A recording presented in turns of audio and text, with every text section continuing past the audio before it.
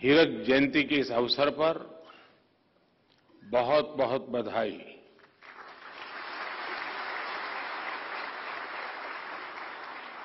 देश की premium investigation agency के रूप में 60 वर्ष का सफर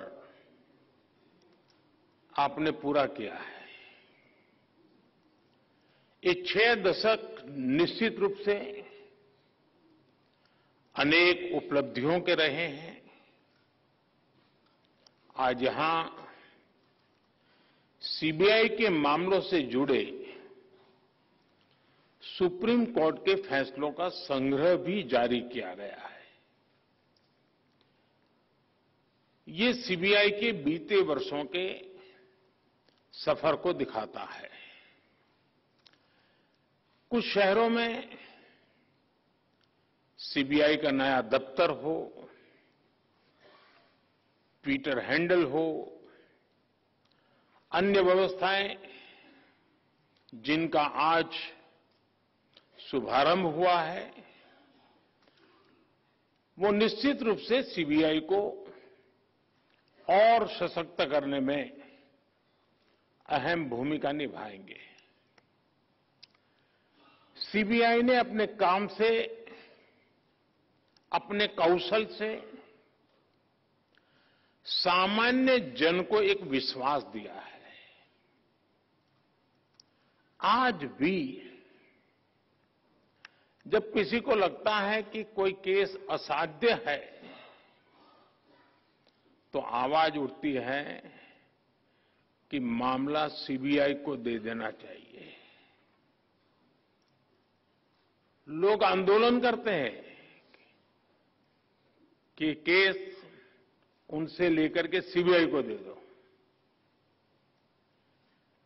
यहां तक कि पंचायत स्तर पर भी कोई मामला आता है तो लोग कहते हैं, अरे भाई इसके तो सीबीआई के हवाले करना चाहिए। न्याय के, इंसाफ के एक ब्रांड के रूप में सीबीआई हर जुबान पर है।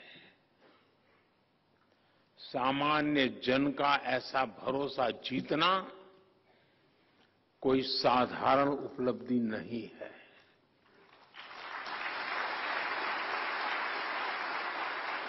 और इसके लिए पिछले 60 वर्षों में जिन ने योगदान दिया है, इस संगठन में रहे सभी अधिकारी, सभी कर्मचारी बहुत बहुत बधाई के पात्र हैं। अभी यहां कई साथियों को उत्कृष्ट सेवा के लिए पुलिस मेडल से भी सम्मानित किया गया है। जिनका सम्मान करने का मुझे अवसर मिला है, जिनको सम्मान प्राप्त हुआ है, उनको, उनके परिवारजनों को मेरी तरफ से बहुत बहुत बधाई। साथियों, इस महत्वपूर्ण पड़ाव पर अतीत की उपलब्धियों के साथ ही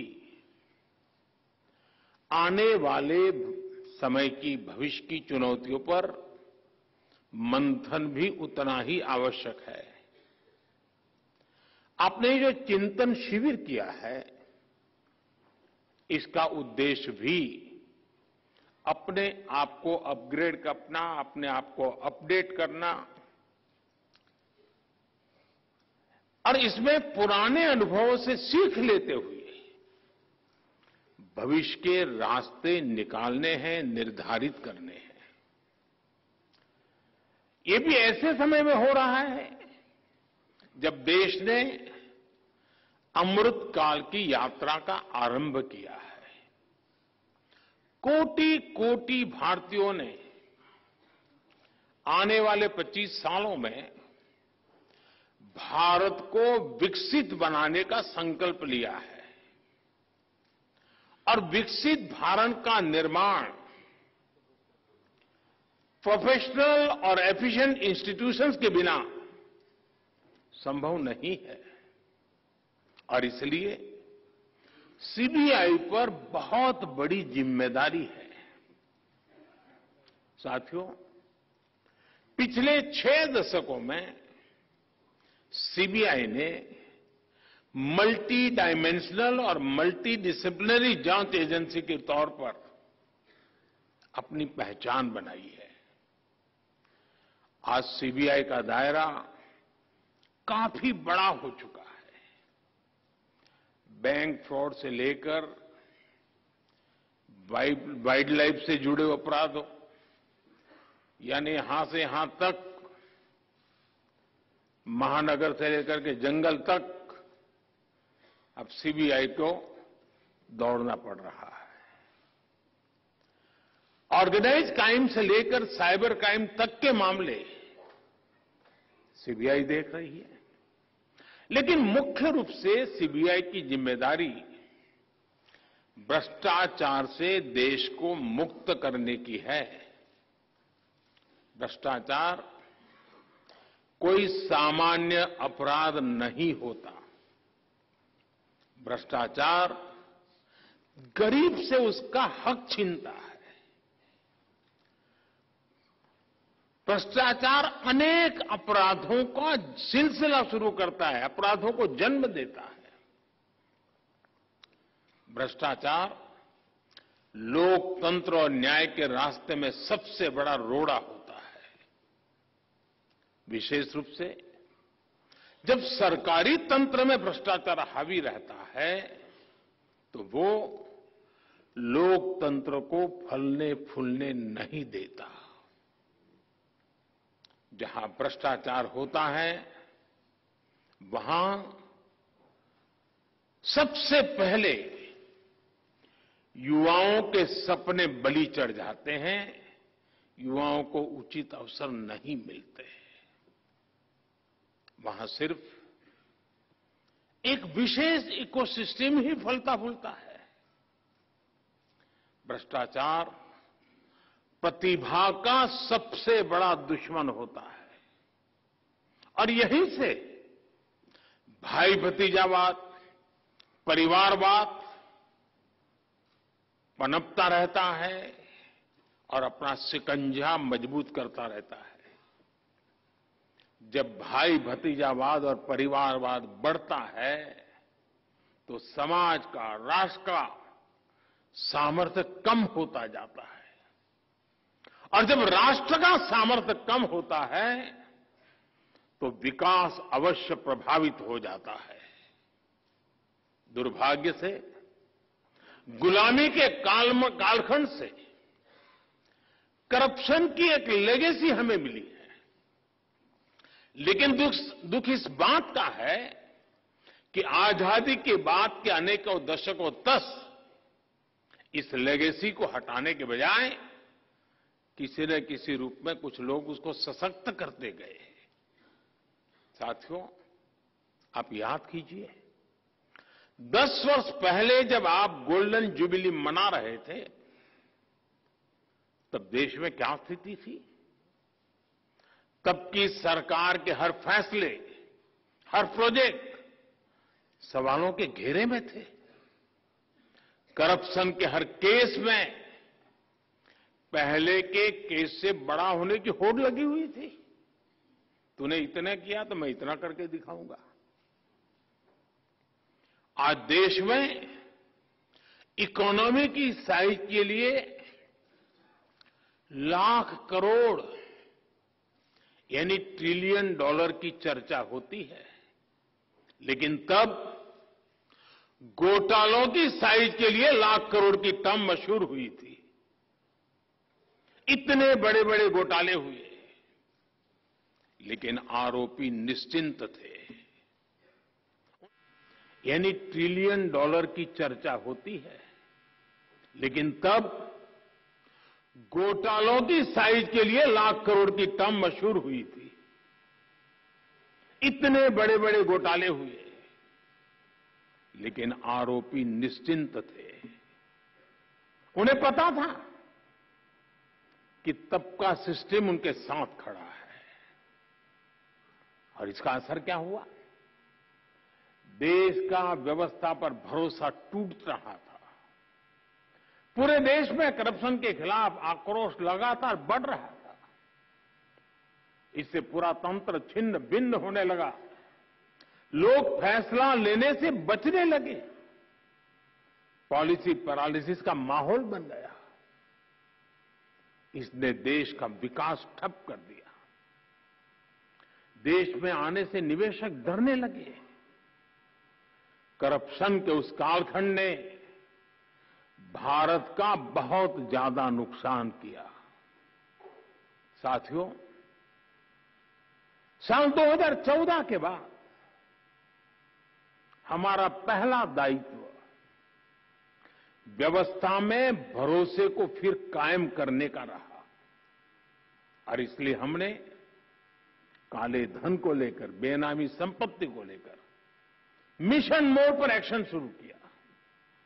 हमने भ्रष्टाचारियों के साथ साथ भ्रष्टाचार को बढ़ावा देने वाले कारणों पर प्रहार करना शुरू किया।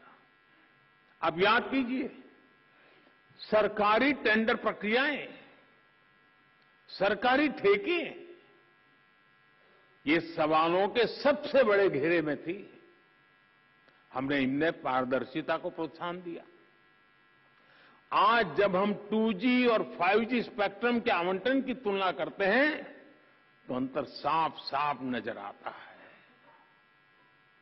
आप भी जानते हैं, अब केंद्र सरकार के हर विभाग में खरीदारी के लिए जेम यानी गवर्नमेंट ई मार्केट प्लेस की स्थापना की गई है। आज हर विभाग ट्रांसपेरेंसी के साथ इसी डिजिटल प्लेटफॉर्म पर अधिक से अधिक खरीदारी कर रहा है। साथियों, आज हम इंटरनेट बैंकिंग की बात करते हैं, यूपीआई से रिकॉर्ड ट्रांजैक्शन की बात करते हैं, लेकिन हमने 2014 से पहले का फोन बैंकिंग वाला दौर भी देखा है। ये वो दौर था जब दिल्ली में प्रभावशाली राजनीतिक दलों से जुड़े लोगों के फोन पर हजारों करोड़ रुपए के बैंक लोन मिला करते थे। इसने हमारी अर्थव्यवस्था के आधार, हमारे बैंकिंग सिस्टम को बर्बाद कर दिया था। बीते वर्षों में हम बहुत मेहनत करके अपनी बैंकिंग सेक्टर को मुश्किलों से बाहर निकाल करके लाए हैं। फोन बैंकिंग के उस दौर में कुछ लोगों ने 22,000 करोड़ रुपए देश के बैंकों के लूट लिए और विदेश भाग गए। हमने फ्यूजिटिव इकोनॉमिक ऑफेंडर्स कानून बनाया। अभी तक विदेश भागे इन आर्थिक अपराधियों की 20,000 करोड़ रुपए से अधिक की संपत्ति जब्त की जा चुकी है।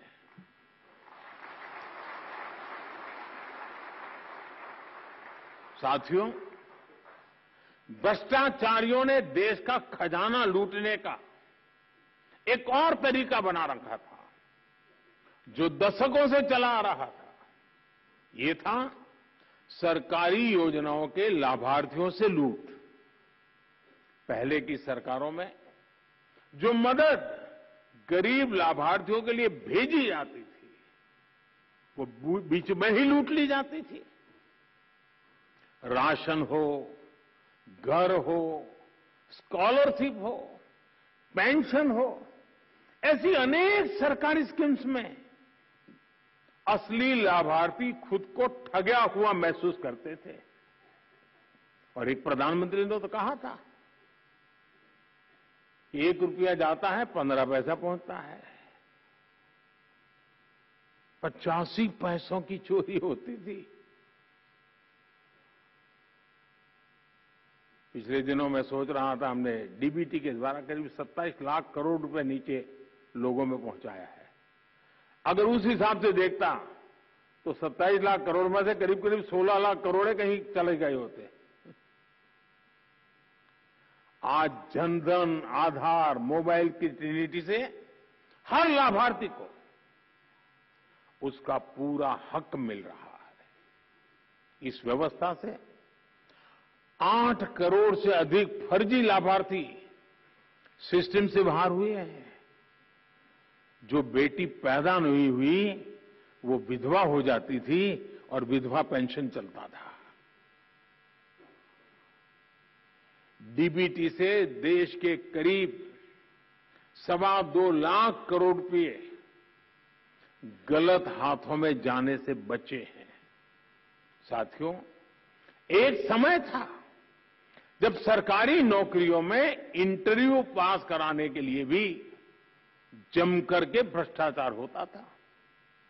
हमने केंद्रीय भर्तियों की ग्रुप सी, ग्रुप डी भर्तियों से इंटरव्यू खत्म कर दिया। एक समय में यूरिया के भी घोटाले होते थे। हमने यूरिया में नीम कोटिंग कर इस पर भी लगाम लगा दी। डिफेंस डील्स में भी घोटाले आम थे। बीते 9 वर्षों में डिफेंस डील्स पूरी पारदर्शिता के साथ किया गया है। अब तो हम भारत में ही अपनी जरूरत का रक्षा सामान बनाने पर बल दे रहे हैं। साथियों, भ्रष्टाचार के विरुद्ध लड़ाई को लेकर ऐसे अनेक कदम आप भी बता सकते हैं, मैं भी गिना सकता हूं। लेकिन अतीत के हर अध्याय से हमें कुछ न कुछ सीखने की जरूरत है। दुर्भाग्य से भ्रष्टाचार से जुड़े मामले वर्षों तक खींचते चले जाते हैं। ऐसे मामले भी आए हैं जिसमें एफआईआर होने के 10 साल बाद भी सजा की धाराओं पर चर्चा चलती रहती है। आज भी जिन मामलों पर एक्शन हो रहे हैं वो कई साल पुराने हैं। जांच में देरी 2 तरीके से समस्या को जन्म देती है। एक तरफ भ्रष्टाचारी को सजा देर से मिलती है तो दूसरी तरफ निर्दोष परेशान होता रहता है। हमें सुनिश्चित करना होगा कि कैसे हम इस प्रोसेस को तेज बनाएं और भ्रष्टाचार में दोषी को सजा मिलने का रास्ता साफ हो पाए। हमें बेस्ट इंटरनेशनल प्रैक्टिसेस को स्टडी करना होगा। जांच अधिकारियों की कैपेसिटी बिल्डिंग पर फोकस करना होगा।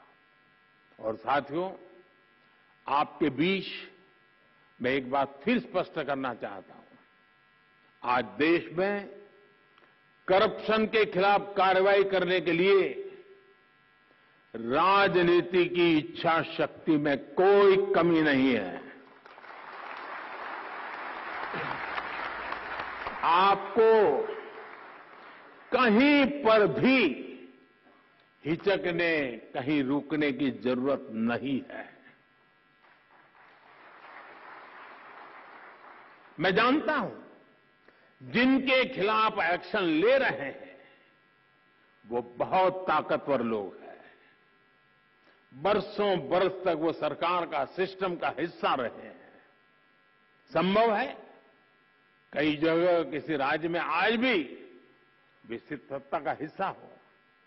बरसों बरस तक उन्होंने भी एक इकोसिस्टम बनाया है। इकोसिस्टम अक्सर उनके काले कारनामों को कवर देने के लिए, आप जैसी संस्थाओं की छवि बिगाड़ने के लिए एक्टिव हो जाता है। एजेंसी पर ही हमला बोल दो, ये लोग आपका ध्यान भटकाते रहेंगे, लेकिन आपको अपने काम पर फोकस रखना है। कोई भी भ्रष्टाचारी बचना नहीं चाहिए। हमारी कोशिशों में कोई भी ढील नहीं आनी चाहिए। ये देश की इच्छा है, ये देशवासियों की इच्छा है। और मैं आपको भरोसा दिलाता हूं, देश आपके साथ है, कानून आपके साथ है, देश का संविधान आपके साथ है। साथियों, बेहतर परिणामों के लिए अलग अलग एजेंसियों के बीच के साइलोज को भी खत्म करना बहुत आवश्यक है। ज्वाइंट और मल्टी डिसिप्लिनरी इन्वेस्टिगेशन आपसी विश्वास के माहौल में ही संभव होगा। अब देश की ज्योग्राफिकल बाउंड्रीज, उससे बाहर भी पैसों का, लोगों का, गुड्स एंड सर्विसेज का बड़े पैमाने पर मूवमेंट हो रहा है। जैसे जैसे भारत की आर्थिक शक्ति बढ़ रही है, तो अड़चनें पैदा करने वाले भी बढ़ रहे हैं।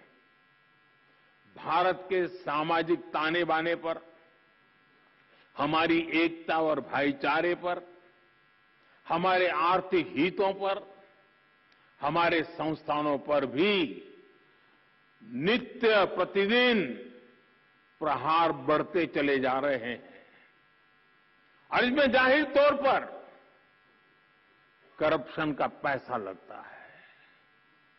इसलिए हमें क्राइम और करप्शन के मल्टीनेशनल नेचर को भी समझना होगा, स्टडी करना होगा, उसके रूट कॉज तक पहुंचना होगा। आज हम अक्सर देखते हैं कि आधुनिक टेक्नोलॉजी के कारण क्राइम ग्लोबल हो रहे हैं, लेकिन यही टेक्नोलॉजी, यही इनोवेशन समाधान भी दे सकते हैं। हमें इन्वेस्टिगेशन में फॉरेंसिक साइंस के उपयोग का और ज्यादा विस्तार करना होगा। साथियों, साइबर क्राइम जैसी चुनौतियों से निपटने के लिए हमें इनोवेटिव तरीके खोजने चाहिए। हम टेक एनेबल एंटरप्रेन्योर्स और यंगस्टर्स को अपने साथ जोड़ सकते हैं। आपके संगठन में ही कई टेक्नोसेवी युवा होंगे जिनका बेहतर उपयोग किया जा सकता है। साथियों, मुझे बताया गया है कि सीबीआई ने 75 ऐसी प्रथाओं को कंपाइल किया है जिन्हें समाप्त किया जा सकता है। हमें एक समयबद्ध तरीके से इस पर काम करना चाहिए। बीते वर्षों में सीबीआई ने खुद को इवॉल्व किया है। ये प्रक्रिया बिना रुके, बिना थके ऐसे ही चलती रहनी चाहिए। मुझे पूरा विश्वास है चिंतन शिविर एक नए आत्मविश्वास को जन्म देगी। ये चिंतन शिविर नए आयामों तक पहुंचने के रास्ते बनाएगी। ये चिंतन शिविर गंभीर से गंभीर, कठिन से कठिन समस्याओं को सुलझाने के तौर तरीके में आधुनिकता ले आएगी और हम ज्यादा प्रभावी होंगे, ज्यादा परिणामकारी होंगे और सामान्य नागरिक न बुरा करना चाहता है, न बुरा उसको पसंद है। हम उसके भरोसे आगे बढ़ना चाहते हैं जिसके दिल में सच्चाई जिंदा है, और वो संख्या कोटि कोटि जनों की है, कोटि कोटि जनों की है। इतना बड़ा सामर्थ्य हमारे साथ खड़ा है, तो हमारे विश्वास में कहीं कमी की गुंजाइश नहीं है। साथियों, इस हीरक महोत्सव के महत्वपूर्ण अवसर पर मैं आपको अनेक अनेक शुभकामनाएं देता हूं। आप अपने लिए 15 साल में क्या करेंगे और अपने माध्यम से 2047 तक क्या अचीव करेंगे, ये 2 लक्ष्य तय कर करके आगे बढ़ना चाहिए। 15 साल इसलिए कि जब आप 75 के होंगे तब आप कितने सामर्थ्यवान, समर्पित, संकल्पवान होंगे। और जब देश 2047 में शताब्दी मनाता होगा, तब इस देश की आशा अपेक्षाओं के अनुरूप आप किस ऊंचाई पर पहुंचे होंगे, वो दिन देश देखना चाहता है। मेरी आपको बहुत शुभकामनाएं। बहुत बहुत धन्यवाद।